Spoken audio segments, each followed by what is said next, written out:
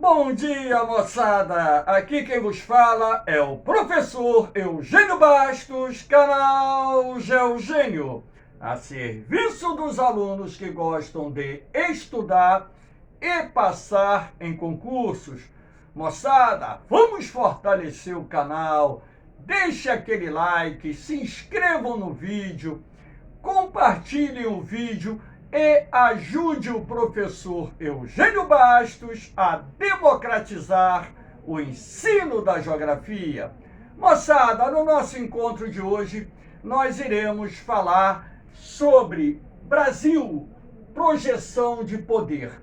Uma aula de cunho geopolítico dentro de uma visão geográfica que aborda alguns elementos históricos. Sendo assim, essa aula ela precisa ser complementada com conhecimentos sobre história do Brasil.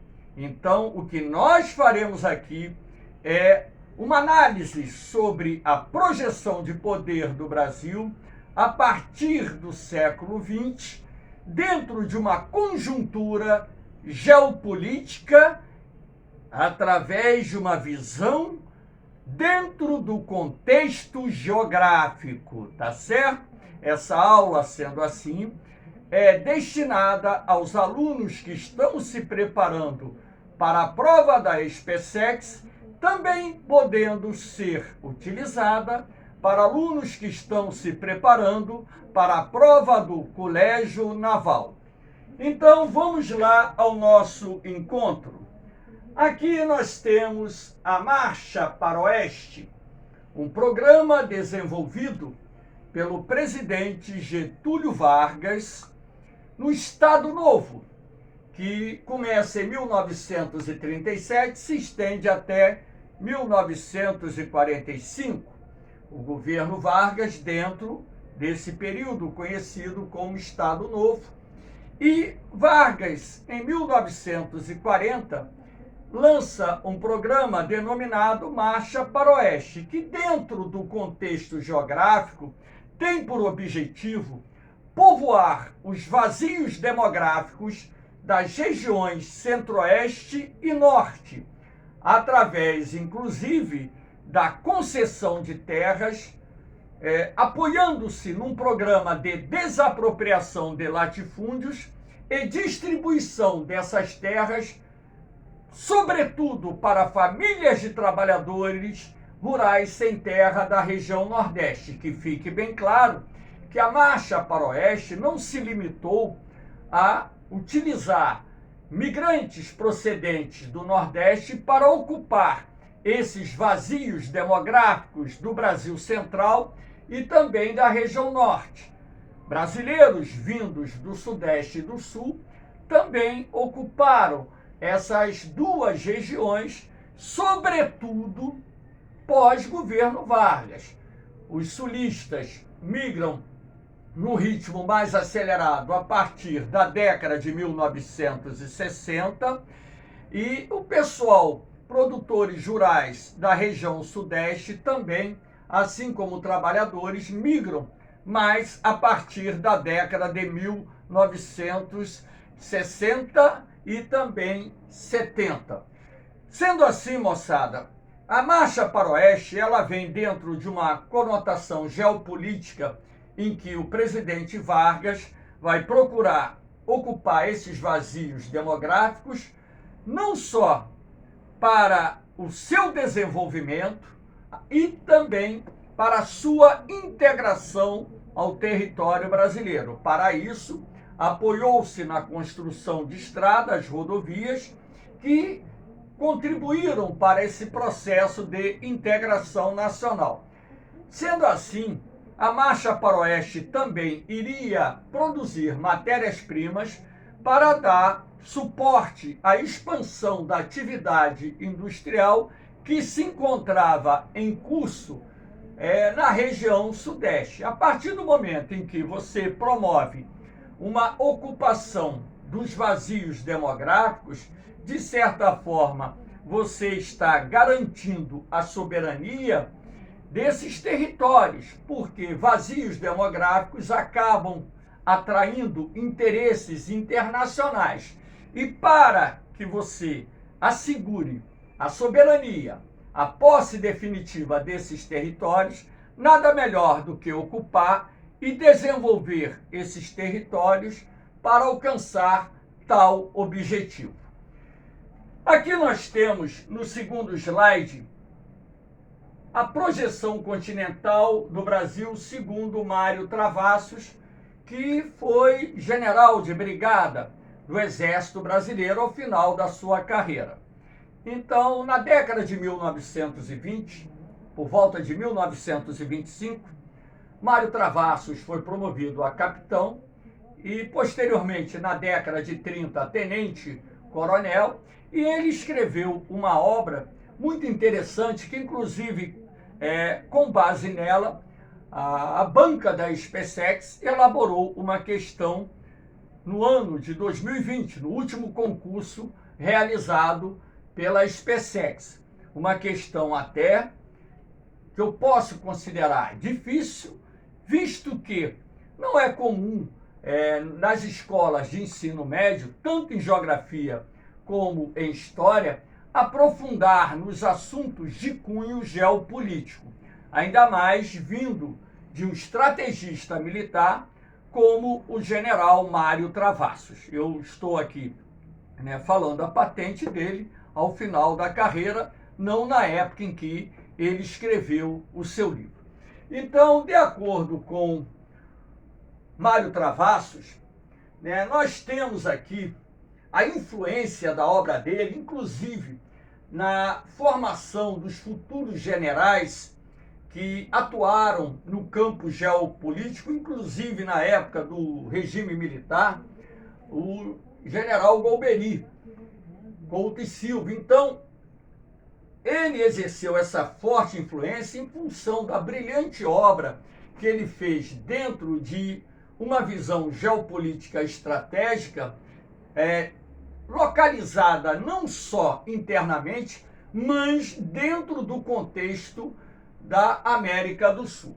Então, o general Travassos, ele elaborou uma obra em que ele analisava a questão da projeção continental do Brasil mediante o antagonismo das bacias do Prata e Amazônica.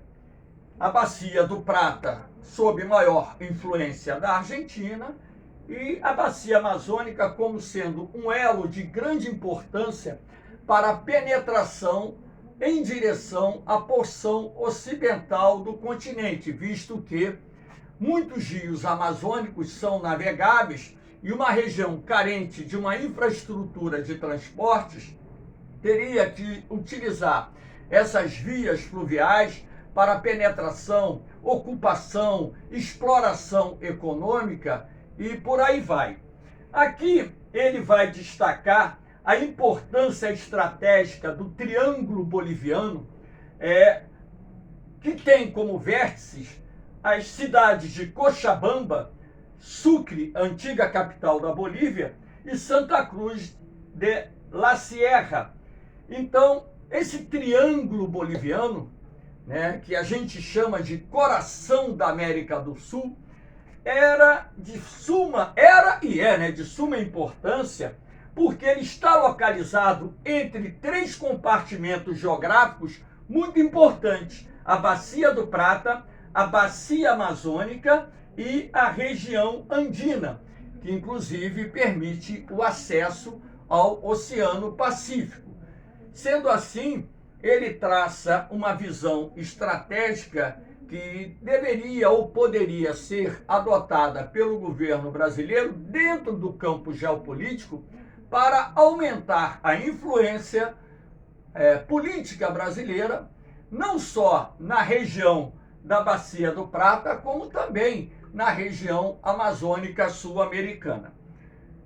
Aqui nós temos, para que vocês tenham uma ideia, a questão da posição estratégica do Triângulo Boliviano, onde, através da implantação de eixos rodoferroviários, nós poderíamos, no caso de um confronto armado com países da América do Sul, podermos levar os suprimentos e deslocar as nossas tropas. Então, ele destaca a importância de se desenvolver esses eixos rodoferroviários como suporte estratégico para a movimentação das tropas e também a composição de linhas de suprimento para que pudéssemos, não só enfrentar uma questão de uma guerra dentro do continente sul-americano, como também enfrentar dentro de um contexto geopolítico internacional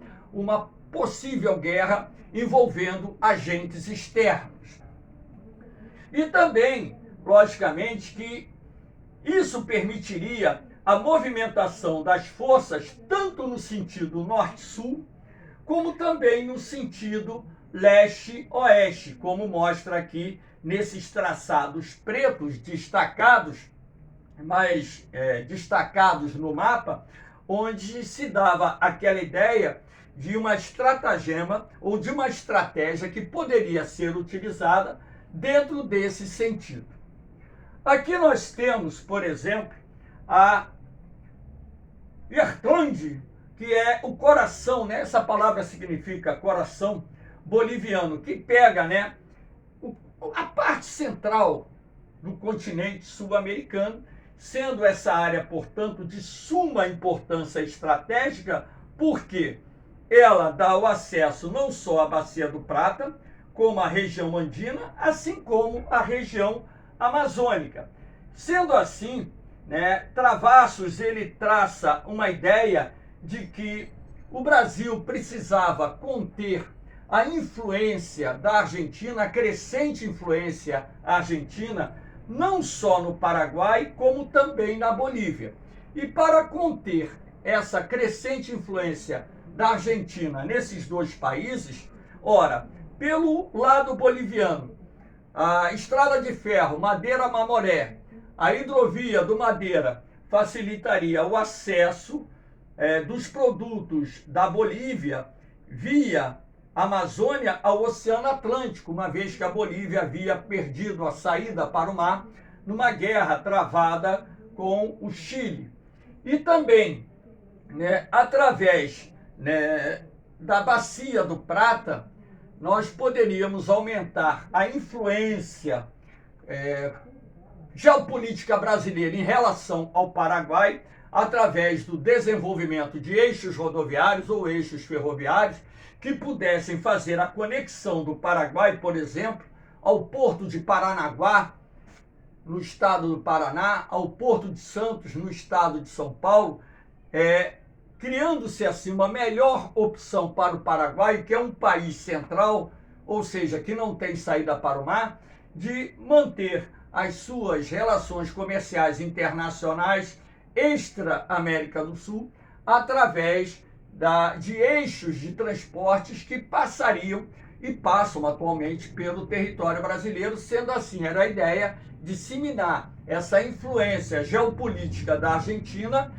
junto ao Paraguai e também à Bolívia. Então, essa obra do Travassos, ela parte por essa ideia, e constituiu uma base, serviu de base, melhor dizendo, para uma nova geração de militares estrategistas que estudam a geopolítica e traçam as estratégias geopolíticas dentro da doutrina de segurança militar, ou a doutrina de segurança nacional, como normalmente a gente se refere a essa questão. Aqui nós temos, por exemplo, o projeto Brasil Potência. Esse projeto Brasil Potência, ele surge durante o regime militar, sobretudo na época do milagre econômico brasileiro, que se estendeu de 1968 até 1973. Então, durante esse período, o nosso país registrou notável taxa de crescimento econômico. E se falava na época, e eu me recordo muito bem porque eu era criança, em 1970 eu tinha 11 anos de idade, naquela época se dizia que se o Brasil mantivesse aquela taxa de crescimento econômico até o final do século XX, que nós nos tornaríamos a maior potência econômica do mundo. Então, essa ideia do Brasil potência, ela vem no bojo, né, do milagre econômico brasileiro, quando então, de fato, o Brasil registrou expressivas taxas de crescimento econômico, gerando uma maior projeção do Brasil no cenário internacional, inclusive fazendo com que o nosso país, na época, chegasse a ser a 6ª maior economia do mundo. Esse lema aqui, né, ninguém mais segura este país, eu me lembro bem, né? Inclusive, foram na época feitas músicas e até samba-enredo enaltecendo o milagre econômico brasileiro. E dentro desse contexto do projeto Brasil Potência, nós teremos a criação de planos estratégicos, inclusive de ocupação da Amazônia, uma área cobiçada pelas grandes potências formadoras do G7, o grupo que reúne as 7 nações mais ricas do mundo. Então, dentro desse contexto, eu destaquei aqui alguns programas que foram de grande relevância nesse projeto do Brasil Potência. O desenvolvimento do Programa Nuclear Brasileiro, que sai do papel no governo do presidente Médici. Então, na época, inclusive, né, o Brasil se esforçou para o desenvolvimento não só da energia nuclear, mas também para ter acesso a tecnologias vinculadas à energia nuclear de suma importância para a segurança nacional. Pode-se dizer, inclusive, que era objetivo dos militares brasileiros desenvolverem a bomba atômica, visto que, na época, o Brasil não havia assinado o Tratado de Não Proliferação de Armas Nucleares. Dessa forma, a gente pode concluir que, de fato, havia a pretensão do Brasil produzir a bomba atômica, inclusive na Serra do Cachimbo, lá no Pará, existia um poço de 150 metros de profundidade, onde, segundo alguns relatos, foram detonados alguns explosivos nucleares experimentais e no início da década de 1990, sob pressão internacional, o presidente Fernando Collor de Mello determinou o fechamento do poço na Serra do Cachimbo, onde provavelmente os militares brasileiros fizeram testes com ogivas nucleares. Então, além disso, nós temos o programa espacial, a ideia de desenvolver um veículo lançador de satélite, o VLS, para dotar o país de tecnologia que permitisse, por meios próprios, nós colocarmos em órbita nossos satélites. E, logicamente, que um foguete utilizado para o lançamento de satélites no espaço, com determinadas adaptações, podem ser transformados em mísseis intercontinentais com capacidades para o transporte de ogivas nucleares, armas químicas e armas biológicas. Então, inclusive, os Estados Unidos e outras potências ocidentais temiam que o Brasil desenvolvesse essa capacidade de produzir não só foguetes espaciais, como também desenvolver mísseis intercontinentais, até mesmo porque havia um programa nuclear em curso no Brasil, onde o governo brasileiro se recusava a assinar o Tratado de Não Proliferação de Armas Nucleares, dando um forte entendimento de que, de fato, nós estávamos propensos a desenvolver a bomba atômica. E nós temos aqui o Plano de Integração Nacional, o PIN, um plano de ordem estratégica para ocupar os vazios demográficos da Amazônia, visto que nas reuniões do G7, o grupo que reunia, na época, as 7 nações mais ricas do mundo, se cogitava na possibilidade de internacionalizar a Amazônia. E para garantir a posse do território, a soberania, era preciso promover um projeto de ocupação e desenvolvimento da Amazônia. Para isso, foram construídas as rodovias de integração nacional, como, por exemplo, a Transamazônica, a Cuiabá-Santarém, a Cuiabá-Porto Velho, a Perimetral Norte, que não foi concluída, assim como o governo, através da concessão de incentivos fiscais, abertura de linhas de crédito, atraiu investimentos para a Amazônia em várias áreas e ainda criou um programa estratégico de povoamento denominado Agrovilas, às margens das rodovias de integração nacional. Então, no entendimento da doutrina de segurança nacional na época, em que o PIN foi elaborado em 1970 no governo Médici, pensava-se que estrategicamente seria viável para o Brasil, através de um programa de colonização, povoamento, exploração econômica da Amazônia, garantir de fato e de direito a soberania do território. O direito o Brasil já possuía, mas a pretensão das grandes potências colocava em xeque o direito internacional do Brasil sobre o território amazônico nacional. Aqui nós temos também o Brasil e o Mercosul. A criação do Mercosul na década de 1990, através do Tratado de Assunção, vai aumentar a projeção do nosso país na América do Sul. Lembrando que o Mercosul é um bloco econômico e um dos seus objetivos é promover o quê? O aumento do comércio bilateral entre os países membros. E para isso, através da eliminação das barreiras alfandegárias, não alfandegárias, seria possível estreitar nossas relações comerciais com os países da América do Sul. O Tratado de Assunção ele entra em vigor no dia 1º de janeiro de 1995 e o Brasil, como o país mais rico do continente sul-americano, ele passa a exercer uma maior influência política, econômica, regional. Então, aí já não está dentro do contexto da doutrina de segurança nacional, mas sim dentro de uma estratégia econômica em que a gente, mantendo as devidas proporções, até podemos dizer que o Brasil é o país imperialista da América do Sul, porque é o país mais rico, aquele que exerce maior influência econômica sobre os demais países do continente sul-americano, sobretudo aqueles que fazem fronteira com o Brasil. Aqui nós temos a composição do Mercosul, lembrando que a Venezuela foi suspensa do bloco e, no momento, ela não está participando dos encontros. O Mercosul ele é constituído por estados associados e também por estados que fazem parte efetivamente do bloco.